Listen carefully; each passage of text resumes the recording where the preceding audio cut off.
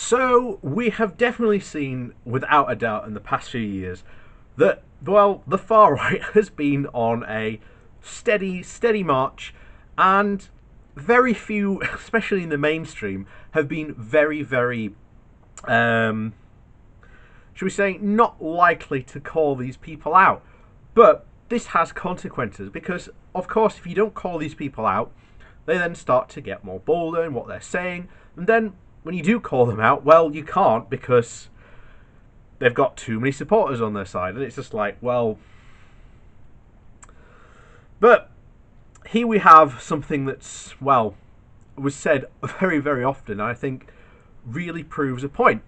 Now, we know that deplatforming does work, especially on the far right, because it denies them a voice into the mainstream. For example, you very rarely hear from Milo Yiannopoulos now, because he has been pretty much banned from every platform going. And if you saw, must have been a couple of months back, he was literally crying on one of his only platforms he had left that this was it, that he couldn't survive anymore. People weren't buying his tickets or buying his books or merchandise. So this does work, and we have to actually really, as it says in the article here, draw a line in the sand about what is acceptable. So this comes from The Guardian, and it's called "Britain was complacent about the far right. Now it's out in force." So once upon a time, the BBC banned fascists from its broadcasts. In 1935, when Oswald Mosley's British Unionist was near its peak of popularity, organising rallies and marches across the country, the corporation stopped allowing him to appear on its programmes. The ban, uniformly supported by successive Conservative, Labour and coalition governments, lasted 33 years. Its rationale was straightforward. Mosley's views were too extreme, his supporters too threatening, and his admiration for foreign authoritarians was too strong for him to be allowed a prominent place in the national discourse. A line was drawn between what was acceptable and what was unacceptable in right-wing politics, and Mosley was on the wrong side of it. By the time the prohibition was lifted in 1968, he was a bitter old man. It's impossible to imagine such a sustained and effective ban on big far-right figures being imposed in Britain now. Many of our politicians and much of our media have stopped setting, let alone policing, any boundaries between mainstream conservatism and right-wing populism and extremism. The BBC seems reluctant to characterise Donald Trump as a racist. Nigel Farage, despite never having been elected as an MP, has been a panellist on BBC One's Question Time 33 times. Tommy Robinson was interviewed on BBC Two's Newsnight. Meanwhile, Boris Johnson and many of his ministers and party members and newspaper allies have adopted the bootboy phrases and demagoguery of the far right. As the Home Secretary Priti Patel told a thrilled Conservative conference this week, to criminals, I simply say this: we are coming after you. A stronger law and order state, she said. This is what people want. Sometimes the bursting out of right-wing populism from the margins of our politics to its centre happens right in front of our eyes. Recently I went to a protest outside Downing Street against the prorogation of Parliament. As the afternoon speeches ground on, and children remaining placards next to proud parents began to look a bit bored, a counter-protest by far-right Brexit supporters, mostly middle-aged men with years of anger in their eyes, gradually built up around us. The police held most of these men back, but not all. Some of them walked among the Remainers shouting traitors in their faces and filming them, asking them for their names. At the end of the afternoon, the police advised Remainers to leave together, otherwise, they warned, we cannot guarantee your safety. In broad daylight at the heart of the capital, expressing liberal views in public and being made to feel quite frightened, Mosley would have been proud.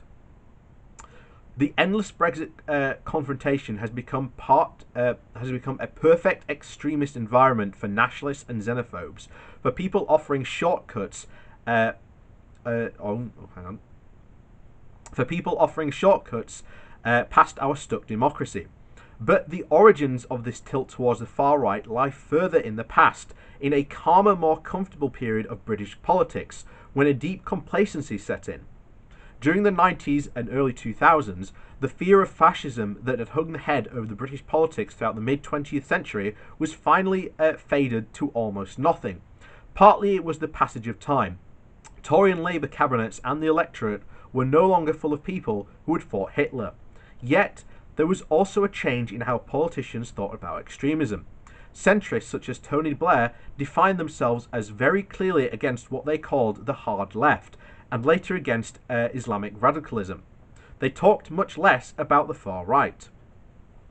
Many new Labour ministers and thinkers, convinced that politics was becoming milder and less ideological, possibly for good, paid relatively little attention to the fierce right-wing populism that had been building across Europe.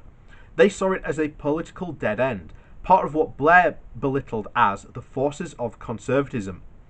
What would ultimately be overcome by the forces of progress, this disdain towards the populist right was passed on to the Blair's conservative admirers in 2006, months after being elected as a liberalist Tory leader. David Cameron described UKIP as a bunch of fruitcakes and loonies and closet racists. This confidence in moderation was boasted by an assumption so widely and strongly held as to rarely need stating, that Britain simply didn't do fascism. Mosley was just a historic blip, this argument ran. His failure to establish a dictatorship or a lasting movement, in contrast with the far right's huge impact elsewhere in Europe in the 30s, was proof of Britain's political good sense. Meanwhile, more recent would-be British strongmen would not even be footnotes in most histories of modern Britain. Sir Walter Walker was a retired general who tried to set up a private army during the turbulent mid-70s. The country might choose to rule by the gun in preference to anarchy, he told the London Evening News in July of 1974.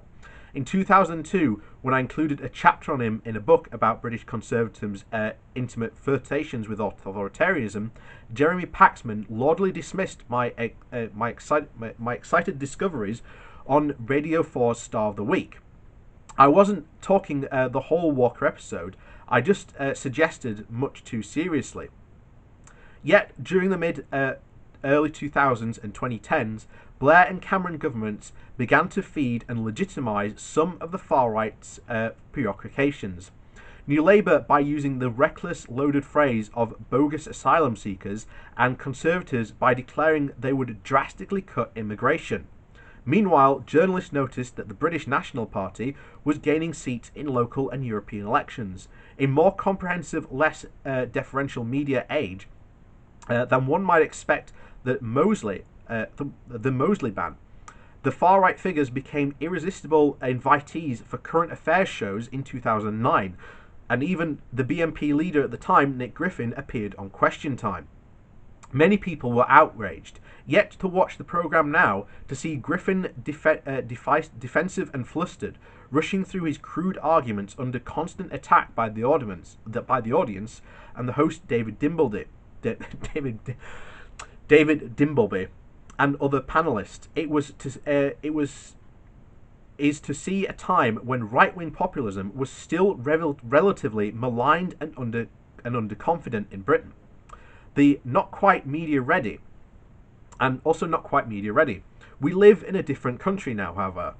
To marginalise the far right will be a huge task. In the past few weeks, Britain's many centrist MPs have finally made a start by calling out the thuggish language and standing up for parliamentary democracy and the rule of law. And the hard right's decision to associate itself so closely with Brexit may backfire if Britain actually leaves the EU, and result in an anticlimax or a disaster. So far, Brexit has largely been a rhetorical project, and rhetoric in the area of politics where ranters and dreamers are most comfortable. But even if Brexit ultimately damages them and their Tory intimidators,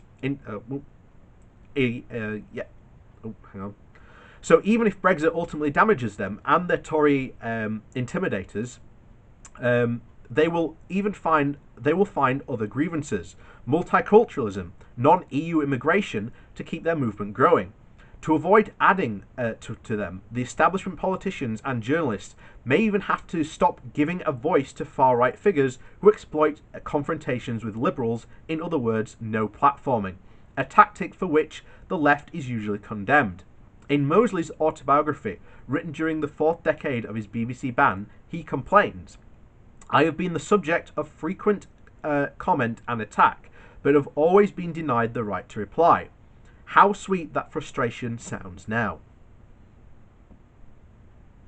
And I think this is something that we need to consider.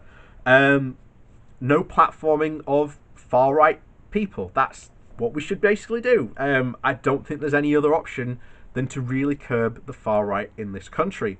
And it starts with the BBC and the government having the balls to be able to actually do it.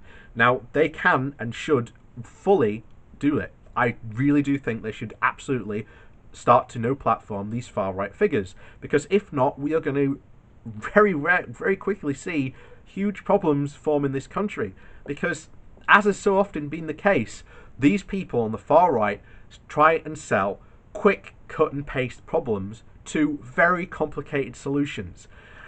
And if they get in and they start trying doing these cut and paste problems, and let's say they don't solve these problems, which they very often don't, as is a case in Italy, they've had a far-right coalition and they've implemented these things and they haven't worked, then they start to look for other targets. They start to blame other people. They start to blame people on the left. And then they, because they are now in power, have the ability to start no platforming people that they do not like.